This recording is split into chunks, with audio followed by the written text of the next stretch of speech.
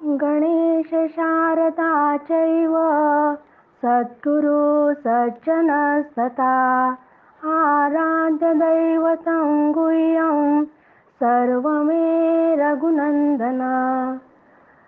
गणेश शारदा सद्गुरु संत सज्जन कुळेश्वरू सर्वही माझा रघुवीरू सद्गुरु रूपे माझे आराध्य दैवतं परम गुह्य गुह्यातीत गुह्यपणाची मात न चले जेते मला वाटते अंतरी त्वा वसावे तुझ्या दास बोधासी त्वा बोध व्हावे अपत्या परी पाववी प्रेम ग्रासा महाराज या सद्गुरु रामदासा।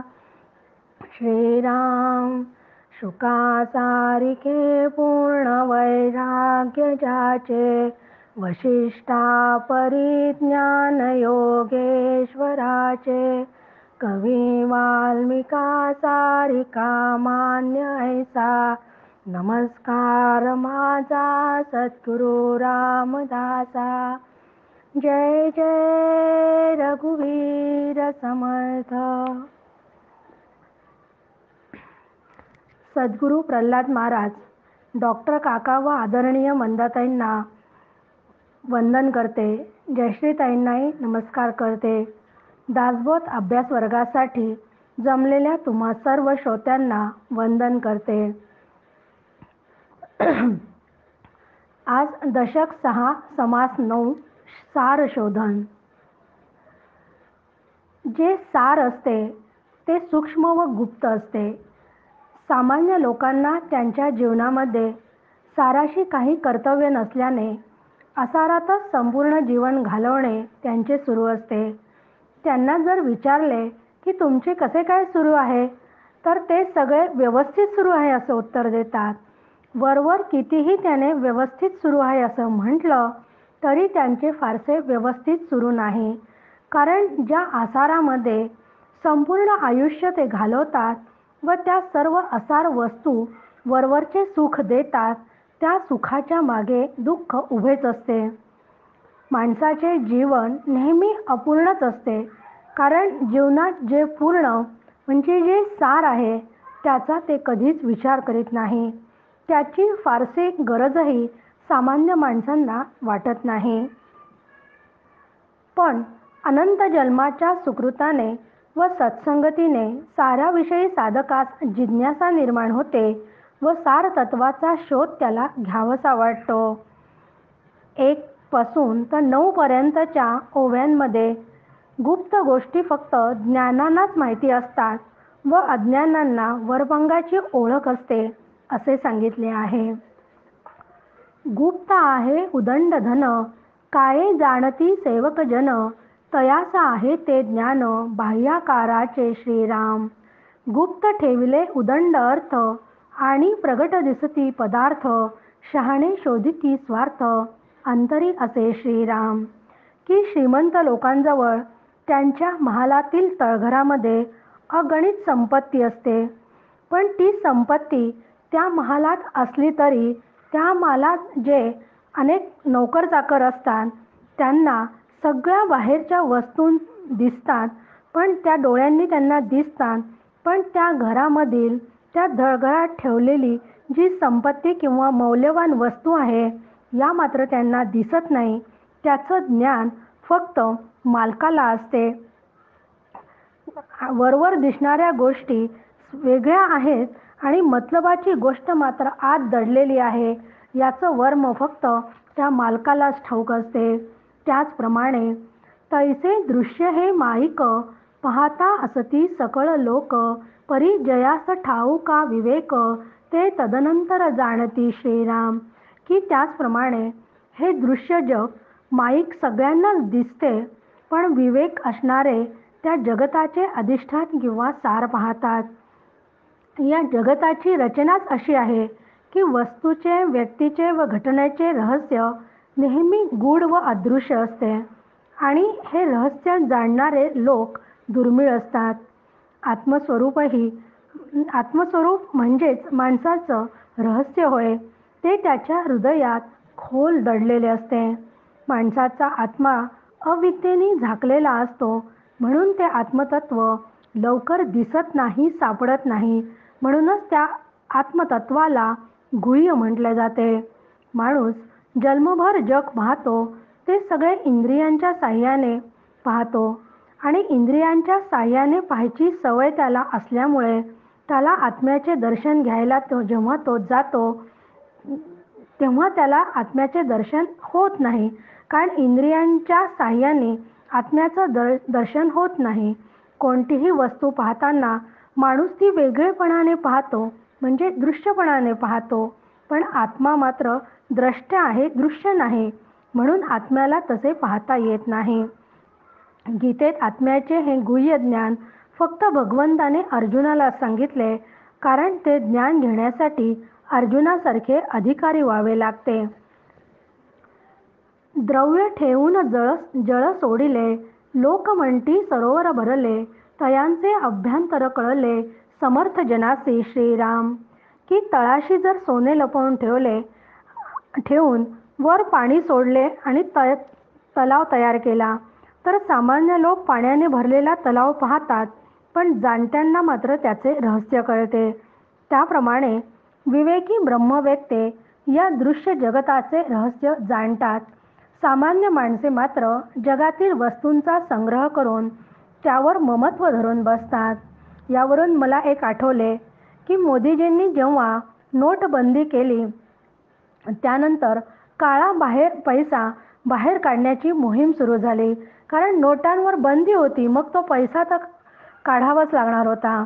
तेव्हा काळा पैसा लपवून ठेवण्यासाठी भ्रष्टाचारी लोकांनी समोरून पाहिले तर अगदी साधी भिंत दिसते, पण त्या भिंतीच्या आत पैसा कसा लपवून ठेवला होता, सिलिंगमध्ये कसा पैसा लपवून ठेवला होता, याची दृश्य आपण दूरदर्शनवर पाहिली. पण एवढे सगळे दडून ठेवलेला पैसाही हे रहस्य आपल्या जाणत्या पंतप्रधानांनी शोधून काढले. असे गुप्त धन शोधणारा ज्ञानीच व्यक्ती असावी लागते. आपल्या देशाचे हे भाग्य आहे की असा जाणता ज्ञानी व्यक्ती आपल्याला पंतप्रधान म्हणून लाभले. 6 ते 9 ओव्यामध्ये काबाडी वाहती काबाड, श्रेष्ठ भोगिती रत्ने जाड, हे जयाचे तयास गोड, कर्मयोगे श्रीराम. एक काष्ट स्वार्थ करीती, एक शुभा एक वटती, तैसे नव्हेत की नृपती, सार भोगते श्रीराम. जयाचा आहे विचार, ते सुखासनी झाले स्वार, इतर जवळील भार, वाहतची मेले श्रीराम. एक दिव्यान्ने भक्षिती, एक विष्ठा साविडती, आपण वर्तल्याच्या घेती, स्वाभिमान श्रीराम. की व्यवहारामध्ये आपण पाहतो की खूप काबाड कष्ट करणारे श्रमजीवी जो वर्ग असतो, मजूर लोक वगैरे अत्यंत कष्ट करतात, पण त्यांच्या कष्टाच्या मानाने त्यांना अल्प मजुरी मिळते. म्हणजे जितके कष्ट करतात त्या मानाने आउटपुट कमी असते. पण एखादा भाग्यवंत असा असतो की त्याचं भाग्य इतकं चांगलं असते की फारसे कष्ट न करताही मौल्यवान रत्ने धारण करण्यासारखी सुखे त्याला आयुष्यात मिळतात. काही लोकांना पंचपक्वान्न खायला मिळतात, तर काही उकिरड्यावर पडलेले अन्न खाऊन दिवस काढतात. पण हे सगळं जे घडते ते त्यांच्या पूर्वकर्मानुसार ज्याचे भोग त्याला मिळतात, पण तेच तो गोड मानून त्याला घ्यावे लागतात. पण असाही व्यक्ती कधी कधी अभिमानाने यातच आपल्याला सुख आहे असं समजून त्याचाही तो अभिमान धरतो. म्हणजे त्याच्याजवळ विचार नसल्यामुळे तो खोट्याच्या अभिमानातच राहतो. कोणी लाकडाच्या मोळ्या बांधतात तर कोणी गोऱ्या थांबतात, पण राजे लोक मात्र यातलं काहीच करत नाही, तरीही ते सुख भोगत असतात. मग याचा मागे एकच कारण आहे की राजा प्रत्येक गोष्ट विचारांनी बुद्धीने करत असतो आणि विचारांचं मूल्य परमार्थ असो की व्यवहार असो यामध्ये खूप आहे आणि विचारांनी तो करत असल्यामुळे तो सगळ्या कार्याचं नियोजन करतो आणि सगळ्या लोकांकडनं ते काम करून घेतो, पण स्वतः मात्र शांतपणे बसलेलाच आपल्याला दिसत असतो. म्हणजे जे विचारवंत असतात ते सर्व प्रकारच्या सुखांचे धनी होतात आणि विचारशून्य व अविचारी जीवनाचे ओझे वाहून मरून जातात. सार सेविजे श्रेष्ठी, असार घेईजे वृथा पृष्टी, सारा असाराची गोष्टी, सज्ञान जाणती श्रीराम. की बुद्धीने श्रेष्ठ असलेले सार तेवढे वेचून घेतात आणि उरलेले असार आळशांच्या वाट्याला येते. सार काय आणि असार काय ह्याचा निवाडा ज्ञानीच करतात. जगात अनेक लोक असतात, पण त्यातील काहीच लोक शिखरावर पोहोचलेले असतात. एव्हरेस्ट सर करणारा एखादाच असतो.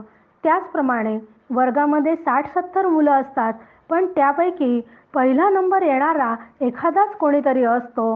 पण त्याच्या यशाच्या मागे त्याचे परिश्रम असतात, कारण तो प्रश्नांची उत्तरं लिहिताना नेमक्या योग्य शब्दात तो पेपर सोडवतो. पानभर लिहित नाही, त्यातलं सार निवडतो, पण ते योग्य शब्दात निवडतो म्हणून त्याला यश मिळते. पण आणि असे यश मिळणारे जे वर्गमित्र असतात त्याची नेहमी आपल्याला आठवण राहते, पण इतर जे सामान्य असतात त्यांचे मात्र आपल्याला आठवण राहत नाही. कारण सार शोधण्याची कला ज्ञानांजवळच असते आणि ज्ञानाला जीवनामध्ये खूप किंमत असते. 11 ते 15 ओव्यांमध्ये समर्थ आपल्याला व्यवहारातील विविध दृष्टांत देऊन वस्तुस्थिती निदर्शनास आणून दिली की अशा ज्ञानी माणसांची संख्या नेहमी थोडी असते व बहुसंख्य लोक मात्र उथळ आणि वर्वांगी असतात. आपण पाहतो की खडे आणि काच हे आपल्याला जागोजागी दिसतात, पण सोने व हिरे मिळवण्यासाठी त्याच्या खाणी जेथे असतील त्या जमिनीत त्याचा शोध घ्यावा लागतो. बोरबाबळीचे झाडे रस्त्यावर ठिकठिकाणी पाहायला मिळतात, पण चंदनाची झाडं मात्र क्वचितच दिसतात. जगात गाई म्हशी मोठ्या संख्येने असतात, पण कामधेनू मात्र फक्त इंद्राजवळ असते. त्याचप्रमाणे धनाढ्य लोक, व्यापारी, टाटा बिर्लांसारखे खूप असतात, पण त्या श्रीमंतांची यादी प्रसिद्ध केल्या जाते. हे आपण पाहतो, दरवर्षी श्रीमंतांची यादी प्रसिद्ध केल्या जाते, पण असे कितीही श्रीमंत जगात असले तरी कुबेराच्या श्रीमंतीशी कोणाशीच तुलना होऊ शकत नाही. म्हणून त्यांनी या ओव्यांमध्ये आपला उल्लेख केला होता की कामधेनू जाणीचे इंद्रे, सृष्टीत उदंड खिल्लारे, महद्भाग्य भोगीचे नृपवरे, इतर कर्मानुसार श्रीराम. नाना व्यापार करीती जन, अवघेची म्हणती सकांचन, परंतु कुबेराचे महिमान कोणासीच नये श्रीराम. तैसा ज्ञानी योगेश्वर, गुप्तार्थ लाभाचा ईश्वर, इतरचे पोटाचे किंकर, नाना मते धुंडती श्रीराम. की त्याप्रमाणे ब्रह्मज्ञानी असलेला श्रेष्ठ योगी ब्रह्मसुखाचा म्हणजे गुप्त लाभाचा स्वामी असतो. सामान्य पोटार्थी मात्र केवळ भोगवाद, समाजवाद, भांडवलवाद इत्यादी मतांच्या आधाराने सुख मिळवू पाहतात. तस्मात सार ते दिसेना आणि असार ते दिसे जना, सारासार विवंचना साधू जाणती श्रीराम. इतरास हे काय सांगणे, खरे खोटे कोण जाणे, साधू संतांची या खुणे, साधू संत जाणती श्रीराम. दिसेना जे गुप्त धन, तयासी करणे लागे अंजन, गुप्त परमात्मा सज्जन, संगती शोधावा श्रीराम. रायाचे सन्नित होता, सहजची लाभे श्रीमंतता, तैसा हा सत्संग धरिता, सद्वस्तू लाभे श्रीराम. यावरून एकच निष्कर्ष निघतो की सामान्य जनांना सार न दिसता असाराचाच पसारा दिसतो व साधूजनांना सार व असार हा विवेक कळतो. असे गुप्त गुह्य ज्ञान हवे असेल तर तो परमात्मा अनुभवण्यासाठी श्री गुरूंची संगत धरावी. आपला मोठेपणा सोडून देऊन संत सज्जनांच्या संगतीत राहावे व देवाचा शोध घ्यावा. म्हणून तुकाराम महाराज म्हणतात, करी मस्तक ठेंगणा, लागे संतांच्या चरणा. की अहंकाराने, अभिमानाने ताठरलेले आपले मस्तक झुकवावे व संतांच्या चरणी बसावे त्यांची सेवा करावी. त्यांचा कृपा आशीर्वादाने परमेश्वराचे दर्शन होईल. कारण श्रीगुरु सूक्ष्म असणाऱ्या त्या व्यापक तत्वाचा उलगडा करून सोहमसारख्या साधनाने त्या श्रेष्ठ ब्रह्मवस्तूचा लाभ कसा करून घ्यायचा तो अवघड मार्ग सोपा करून सांगतात. सद्वस्तू लाभे सद्वस्तू, अव्यावेस्ताच अव्यावेस्तू, पाहता प्रशस्तास प्रशस्तू, विचार लाभे श्रीराम. की सोहमसारख्या श्रेष्ठ साधनाने ब्रह्मरूप सद्वस्तू लाभते, अस्ताव्यस्ताला अव्यवस्थाच मिळते. मनाने व्यापक असणाऱ्यालाच तसाच प्रसाद मिळतो. म्हणून श्री गुरूंकडून हे अत्यंत सूक्ष्म असलेलं ब्रह्मतत्व जाणून घ्यावे. मग हे ब्रह्मतत्व सूक्ष्म आहे म्हणजे किती सूक्ष्म आहे हो? की दृश्य सृष्टीत अनेक जडद्रव्य आहे. त्यातील जडद्रव्याला पाहणारी इंद्रिये अत्यंत सूक्ष्म आहे. त्या इंद्रियांहूनही त्यांना जिवंत ठेवणारा प्राण सूक्ष्म आहे. आणि प्राणाहूनही मन सूक्ष्म आहे. आणि त्या मनाहूनही सारासार विचार करणारी बुद्धी सूक्ष्म आहे. आणि बुद्धीहूनही हा आत्मा सूक्ष्म आहे. या आत्म्यापेक्षा अधिक सूक्ष्म काहीच नाही. म्हणून या आत्म्याचे स्थान अतिशय खोल व गुप्त आणि गुह्य आहे. सर्व इंद्रियांची हालचाल, मनाचे व्यापार, बुद्धीचे निर्णय, वासनांचे स्फुरण या सर्वांच्या मागे राहून आत्मा त्यांना जाणतो व प्रेरणा देत असतो.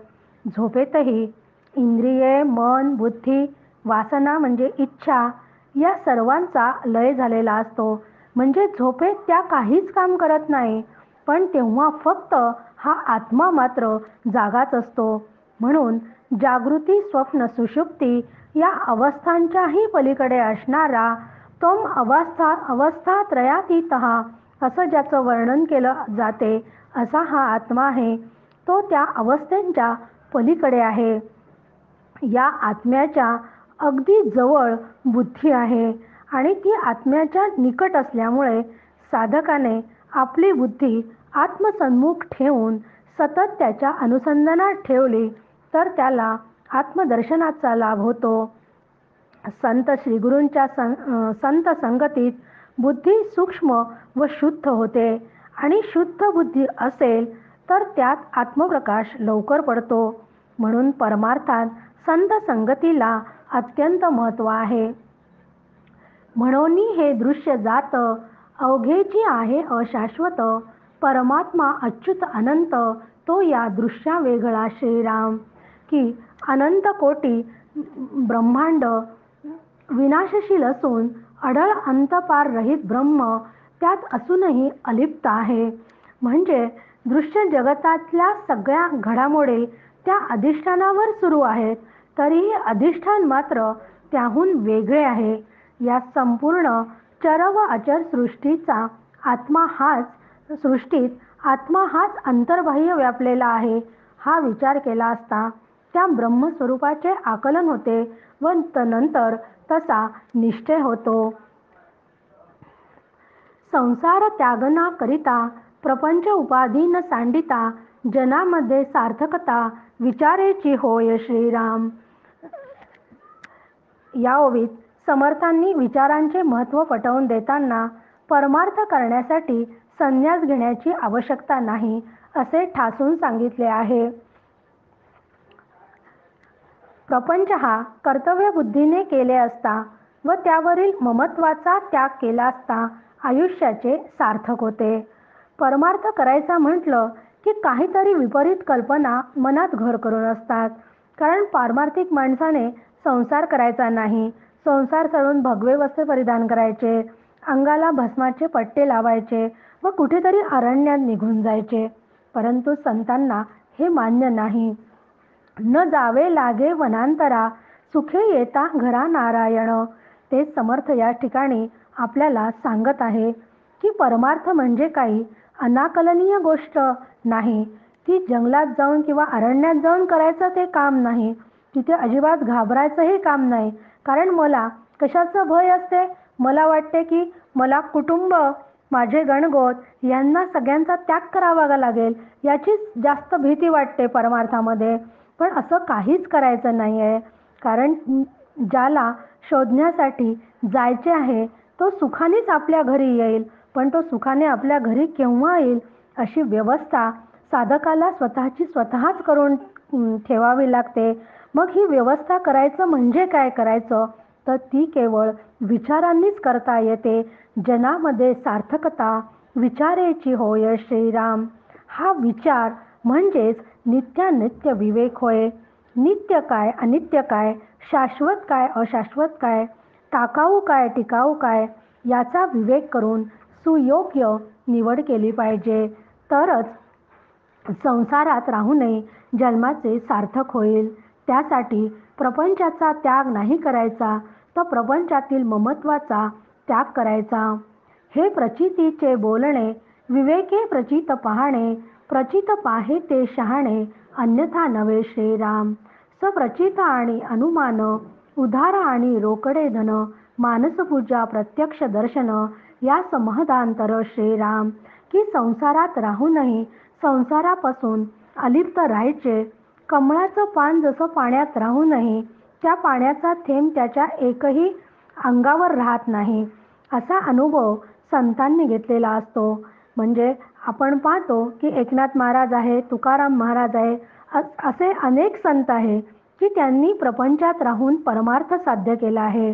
पण आपणही असेच अलिप्तपणे संसार केला तर समर्थ आत्मविश्वासपूर्वक सांगतात की आपल्याला याच जन्मात निश्चित मोक्षप्राप्ती होईल. येथे अनुभवाला अत्यंत महत्त्व आहे, केवळ ऐकीव ज्ञानाला महत्त्व नाही.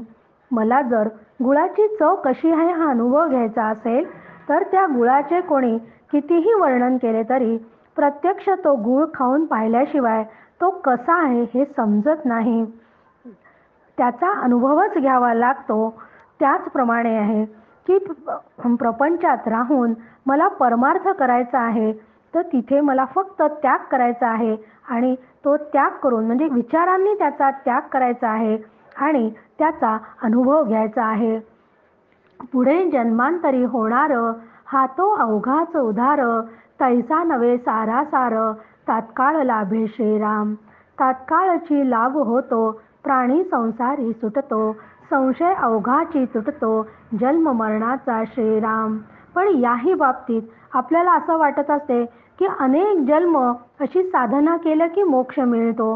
पण आता हा मनुष्य जन्म मिळाला आहे, तर मनुष्याचं कर्तव्य की याच जन्मामध्ये त्यांनी हा मोक्ष प्राप्त करून घेतला पाहिजे. कारण समर्थांना उधारी आवडत नाही. आणि मी जर हा विचार करत असेल की मी आता थोडा थोडा करेन, मग कोणत्या तरी जन्मामध्ये मला मोक्ष मिळेल, असं समर्थांना अपेक्षित नाही. तर समर्थांना रोकडा व्यवहार पाहिजे की आत्ताच्या आत्ता हा जन्म मिळाला आहे ना, तर या जन्मातच मला मोक्ष मिळाला पाहिजे. म्हणजे सारासार विचारामुळे हा मोक्ष या जन्मात मिळू शकतो. आता काही साधने करायची व नंतर काही जन्मानंतर मिळेल असा उधारीचा मामला समर्थांना मान्य नाही.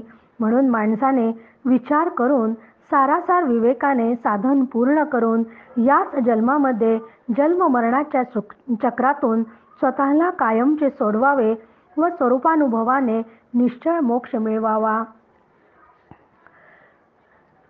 ये गोष्टीचे करी अनुमान, तो सिद्धची पावेल पतन, मिथ्या वदे त्यास आण, उपासनेची श्रीराम. की ज्याला हे माझे बोलणे खरे वाटत नाही, तो प्रत्यक्ष व सिद्ध अवस्थेतला पोहोचलेला असला तरी जन्म मरणाच्या चक्रात पुन्हा सापडेल.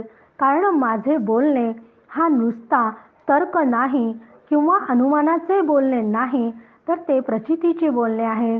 आणि या बोलण्याला माझ्या कोणी मिथ्या म्हणतील तर त्यांना माझ्या उपासनेची शपथ आहे. संत सामान्य माणसाप्रमाणे उठसूट शपथ व प्रतिज्ञा करीत नाहीत, परंतु ते जेव्हा प्रतिज्ञा करतात किंवा शपथ घालतात तेव्हा त्याचा साधकाने अत्यंत गंभीरपणे विचार करायला हवा. देवपद आहे निर्गुण, देवपदी अनन्यपण, हाची अर्थ पाहता पूर्ण, समाधान बाणे श्रीराम. म्हणून साधकाने देहबुद्धीने अंतःकरणाच्या साह्याने घडणाऱ्या सर्व हालचाली व जग यांचा आपसातील संबंध कल्पित आहे असा सहज निश्चय करावा. देहाने जगात वावरत असताना जसे वागायला हवे म्हणजे व्यवहाराप्रमाणे जसे वागायचे तसेच वागायचे, पण आत मात्र सतत मिथ्यत्वाचा निश्चय करून बाधिता वृत्तीने जीवन विथत करावे. म्हणजे देव म्हणजे लक्षार्थाने ईश्वर असून वाच्यार्थाने सगुण आहे हा निश्चय करून जीवाने निर्गुणाशी एकरूप होऊन राहावे, तरच मोक्षशुभ लाभते. देहीच विदेह होणे, करुण काहीच न करणे, जीवनमुक्तांची लक्षणे, जीवनमुक्त जाणे श्रीराम.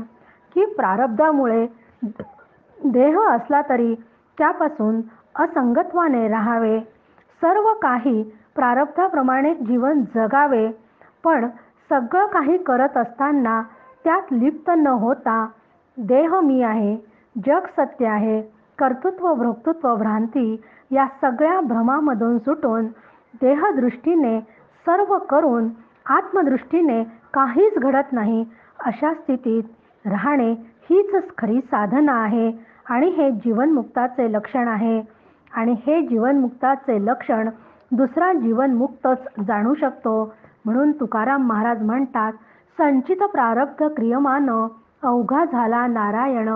कारण अशा संतांचं संचित नष्ट झालेलं असतं, प्रारब्ध भोगून संपलेलं असतं आणि क्रियमान कर्माचा लेप त्यांना लागत नाही असा त्यांचा अनुभव असतो. ही अवस्था अनेकांनी प्रत्यक्ष अनुभवलेली आहे. म्हणून 34व्या ओवीमध्ये समर्थ आपल्याला सांगत आहे, एरवी हे खरे नवटे, अनुमानेची संदेह वाटे, संदेहाचे मूळ तुटे, सद्गुरु वचने श्रीराम. की ही अवस्था अनेकांनी प्रत्यक्षात अनुभवली आहे म्हणून बरे, नाहीतर ही अवस्था असूच शकत नाही असं सामान्य माणसाला वाटते. हे त्यांना खरेच वाटत नाही, कारण माणसाचा स्वभाव हा अत्यंत शंकाखोर असतो आणि संशयी असल्याने व अनुभव नसल्याने हे केवळ ऐकीव माहिती आहे असे त्याला वाटते. म्हणून या सगळ्या गोष्टींचा अभ्यास करून संत सहवासामध्ये राहून सद्गुरूंचा उपदेश घेऊन त्या उपदेशाप्रमाणे आपली साधना करून हा अनुभव घ्यावा, म्हणजे सगळ्या शंकांचं निरसन होते. आणि जेव्हा सगळ्या शंका दूर होतात तेव्हा साधना योग्य पद्धतीने केल्या जाते आणि ती साधना जेव्हा योग्य प्रकारे व्हायला लागते तेव्हा ईश्वर प्रसन्न होतो आणि ईश्वर प्रसन्न झाल्यावर तो आपल्याला सद्गुरूंजवळ नेतो आणि सद्गुरूंचा उपदेशामुळे ज्ञान होते आणि माणसाला अनुभव येऊ शकतो. मग पुढच्या समासामध्ये ही अवस्था कशी असते याचं वर्णन समर्थ आपल्याला करून सांगणार आहे. कारण या अवस्थेचं वर्णनच करता येत नाही. म्हणून पुढचा समास आहे अनुर्वाच्य अनुर्वाच्य. पुढच्या समासामध्ये अनुर्वाच्य समासाचा अभ्यास करूयात. जय जय रघुवीर समर्थ.